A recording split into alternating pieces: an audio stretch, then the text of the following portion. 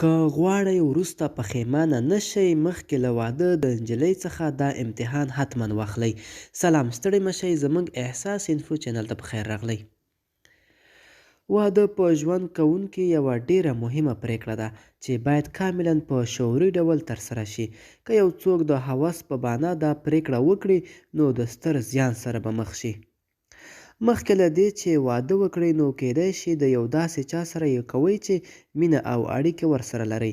په دې وخت کې یوه نجلۍ که دا امتحان کړئ چې په واقعا ستاسې سره په هر حالت کې مینه لري او که نه.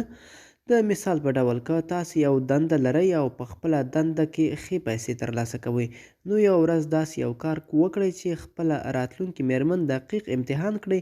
هغه ته دا ډول یو خبر د بل چا په خوله ورسوئ چې تاسې خپله دنده او هر څه له لاسه ورکړل. لومړی دا خبره د بل چا په خوله په شعوري او منظم ډول هغوی ته ورسوئ او بیا وروسته په خپله ورته ووایئ. دا خبره ډیره په مستقیم ډول او په عامه کچه په خندانه خوله هغه ته مه کوئ، ځکه کیدای شي بیا باور ونه کړي.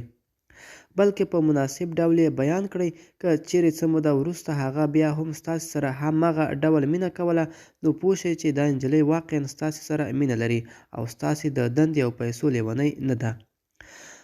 دا ډول یوه نجلۍ د ژوند په ترخه او خوږه کې ته ستاسې په څنګ کې وي او په هیڅ ډول تاسې په سخته ورځ کې یوازې نه پرېږدي.